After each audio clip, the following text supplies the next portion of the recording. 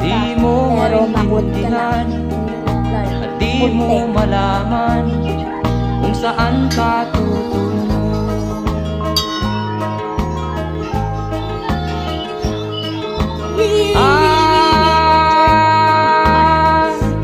Kung nakamit mo na ang pangarap, di pa rin masiyahan. Ang nais mo'y madagdagan, limot mo na ang iyong pinagmulan.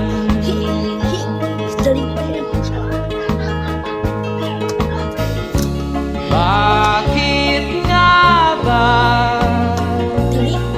ganito?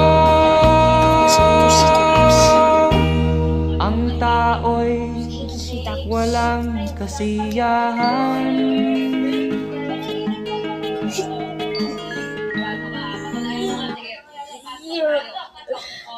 Okay na to. Malakas na ako. Malakas na ako.